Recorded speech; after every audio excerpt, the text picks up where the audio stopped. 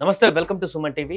Credit కార్డులు తీసుకొని ఆ ఊబి నుంచి బయటపడలేక చాలా మంది ఈ మధ్యలో అఘాయిత్యాలు చేసుకున్నటువంటి సందర్భం.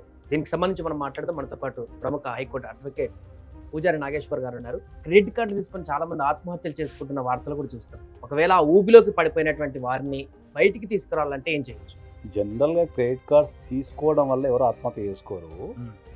ఈ క్రెడిట్ కార్డ్స్ ఏజెంట్స్ ఉంటారు కదా, వీళ్ళు పెట్టే టార్చర్ వల్ల వాళ్ళు ఆత్మహత్య చేసుకుంటారు. అవును, ఇంటికి కూడా వచ్చి టార్చర్ పెట్టడము, కంటిన్యూస్గా కాల్ చేయటము, తర్వాత చుట్టాలకు కాల్ చేయడము, తర్వాత ఫ్రెండ్స్కి కాల్ చేయడము, తర్వాత సోషల్ మీడియాలో పెడతాను బెదిరించడము, తర్వాత ఇర్రెస్పెక్టివ్ ఆఫ్ ద సిచ్యువేషన్ ఇంట్లో ఆడవాళ్ళు ఉన్నా చిన్నపిల్లలు ఉన్నా వచ్చి 24 hours కూర్చోవడము, పండగ ఉన్నా పబ్బం ఉన్నా లేకపోతే ఎవరైనా చనిపోయినా ఆరోగ్యం బాగాలేకున్నా ఇట్లాంటి వీళ్ళు పెట్టే ప్రెజర్ వల్ల మాత్రమే వాళ్ళు చనిపోవడానికి సిద్ధపడతారు తప్ప జనరల్గా క్రెడిట్ కార్డ్స్ కట్టకపోవడం వల్ల ఎవరు చనిపోవాలని ఎవరు అనుకోరు. ఎందుకంటే ఫైనాన్షియల్గా ప్రతి ఒక్క జీవితంలో ఏమవుతుందంటే అప్పుడప్పుడు అప్ అండ్ డౌన్స్ అవుతుంటాయి. సో అప్ అండ్ డౌన్స్ అయినప్పుడు ఏమవుతుందంటే వాళ్ళు 1 నెల 2 నెలలు కట్టలేనంత మాత్రాన వాళ్ళ సిబిల్ ఖరాబ్ అవుతుంది తప్ప వాళ్ళు ఆత్మహత్య చేసుకున్న పరిస్థితి ఏం రాదు. కానీ ఎప్పుడైతే ఒక నెల ఎందుకు జనరల్గా ఇప్పుడు ఏదైనా ఒక ఈసీఎస్ బౌన్స్ కనుక అయితే వాళ్ళు ఇమ్మీడియట్లీ వాళ్ళు హరాస్మెంట్ స్టార్ట్ చేసేస్తారు. సో వీళ్ళు పెట్టే హరాస్మెంట్ వల్లనే వాళ్ళు చనిపోవడానికి సిద్ధపడతారు తప్ప జనరల్గా క్రెడిట్ కార్డ్స్ అనేది దానివల్ల ఏం చనిపోవాలనుకోరు ఎప్పుడు కూడా. సో జనరల్గా లోన్ యాప్స్ తీసుకుంటే వాళ్ళు అబ్యూస్గా కంటెంట్ పెట్టడం అట్లాంటి వాళ్ళని టార్చర్ చేస్తారని చూస్తుంటాం. బట్ క్రెడిట్ కార్డ్ సంబంధించిన ఏజెంట్లు కూడా ఇంత టార్చర్ చేస్తుంటారు. Both are same. అవి ఓన్లీ డిఫరెన్స్ తప్ప నీకు లోన్ యాప్స్ అయినా క్రెడిట్ కార్డ్స్ అయినా ఏమవుతుందంటే ప్రధానంగా జరిగే తప్పు ఎక్కడుంది అంటే బ్యాంక్స్ ఏమైతే జనరల్గా బ్యాంక్స్ వసూలు చేసుకోవాలి కదా, బ్యాంక్స్ ఏం చేస్తాయి థర్డ్ పార్టీకి ఇస్తాయి. ఓకే, ఏది ఏజెంట్లకు ఇస్తాయి. ఈ ఏజెంట్లు ఎవరైతే థర్డ్ పార్టీ ఏజెంట్లకు ఇస్తారో వీళ్ళకి ఏంటంటే టార్గెట్ ఉంటుంది, వీళ్ళకి ఇంత వసూలు చేస్తే దాంట్లో ఇంత కమిషన్ అని ఉంటుంది. సో ఆ టార్గెట్ని రీచ్ కావడానికి వీళ్ళు రకరకాలుగా వాళ్ళని ఇబ్బంది పెట్టి వాళ్ళకు సంబంధించిన టార్గెట్ రీచ్ అయ్యి వాళ్ళ కమిషన్ పొందడానికి అవకాశం ఉంటుంది కాబట్టి దాన్ని బేస్ చేసుకుని వీళ్ళు చేస్తుంటారు. బ్యాంకుతో సంబంధం లేదు, ఏ పేరున్న బ్యాంక్ అయినా ఏ చిన్న బ్యాంక్ అయినా ఒకటే ట్రీట్మెంట్ వీళ్ళది. అందరూ any bank or any financial institution ఎప్పుడు కూడా థర్డ్ పార్టీకే ఇస్తున్నాయి. ఏది మనకి వసూలు చేయడం అనేది థర్డ్ పార్టీకే ఇస్తున్నాయి. సో ఆ థర్డ్ పార్టీ అయినా సరే బ్యాంకింగ్ రూల్స్ ప్రకారమే పనిచేయాలా, ఆర్బీఐ గైడ్లైన్స్ ప్రకారమే పనిచేయాలా. ఎవరికి కంప్లైంట్ ఇస్తారు, ఎవరికి కంప్లైంట్ ఇవ్వలేరు కదా అనే ఉద్దేశంతో వీళ్ళు తెగరెచ్చిపోతుంటారు. ఏదన్నా కారణం వల్ల మనం పోలీస్ స్టేషన్ పోయి కంప్లైంట్ ఇచ్చినా కూడా అక్కడ మ్యాక్సిమం పోలీసు వాళ్ళు నువ్వు తీసుకున్నావు కదా కట్టాలి కదా అని అంటారు తప్ప లా మాట్లాడరు ఎప్పుడు.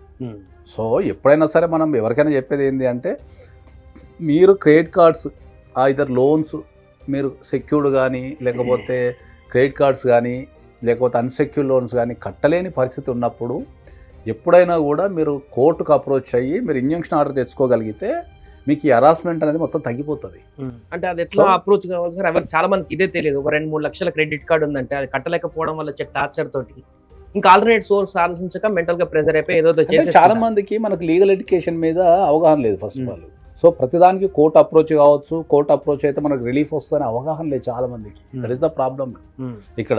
మేము క్రెడిట్ కార్డ్స్ తీసుకున్నాం కట్టాల్సిందేనేమో లేకపోతే కట్టకపోతే చనిపోవాలేమో ఇట్లాంటి ఆలోచనలతోనే ఉంటారు తప్ప ఏదన్నా కారణం వల్ల ఫైనాన్షియల్ లాస్ కనుక అయితే క్రెడిట్ కార్డ్స్ తీసుకొని కానీ పర్సనల్ లోన్స్ తీసుకొని కానీ ఏదన్నా కారణం వల్ల కనుక మనం కట్టలేకపోతే అంటే మనకి ఇంట్లో ఎప్పుడూ ఒక తిరిగి ఉండదు కదా.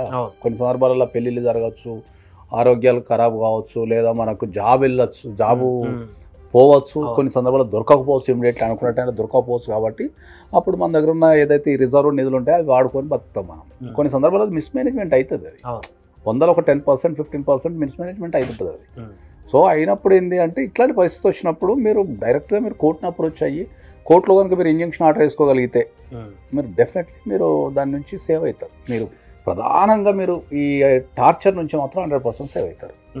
అంటే దీనికి ఎట్లా అప్రోచ్ కావాలంటారు? ఎవరిని అప్రోచ్ కావాలంటారు? అడ్వకేట్ని అప్రోచ్ అయితే సరిపోతుంది. మీరు ఎనీ అడ్వకేట్ని మీరు అప్రోచ్ అయిపోయి మీరు అది డెఫినెట్గా మీరు కనుక ఇంజక్షన్ ఆర్డర్ కనుక మీరు ఫైల్ చేయమని అడిగితే వాళ్ళు చేసేస్తారు. అంటే కంప్లీట్ గా రిలీఫ్ వస్తుందా సార్ లేకపోతే డెఫినెట్లీ మీకు హరాస్మెంట్ నుంచి అయితే 100% రిలీఫ్ వస్తుంది. ఓకే, తర్వాత కట్టాలా వద్దా అనేది అంటే మీకు బ్రీతింగ్ పీరియడ్ అయితే వస్తుంది. ఓకే, అంటే కొంత టైం పీరియడ్ వస్తుంది. Breathing period 1 year 2 years 3 years breathing period అయితే వస్తుంది.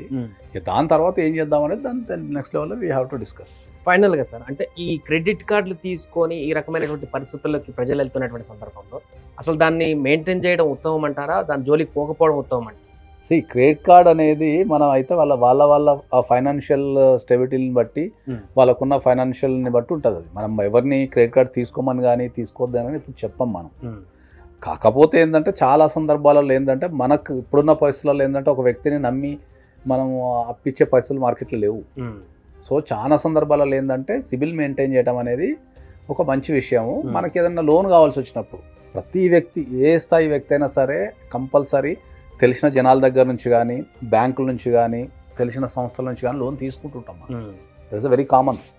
అది ఎంత స్థాయి డబ్బున్న వ్యక్తి అయినా సరే లోన్కి వెళ్ళడం అనేది వెరీ కామన్. సో ఆ లోన్కి వెళ్ళే క్రమంలో ఏంటంటే మనం దాన్ని సక్రమంగా వినియోగించుకొని మళ్ళీ మనం ఫైనాన్షియల్ ప్లాన్ కనుక మంచిగా చేసుకోగలిగి సరైన టైంలో రీపేమెంట్ కనుక చేయగలిగితే ఎప్పుడైనా credit card very good. Right. కానీ ఎక్కడైనా కూడా ఏంటంటే వ్యవస్థ ఒక 10 to 15% అనేది అది తప్పులు జరుగుతూనే ఉంటాయి కాబట్టి దాన్ని మనం కన్సిడర్ చేయలేము దాన్ని. Right sir, thank you.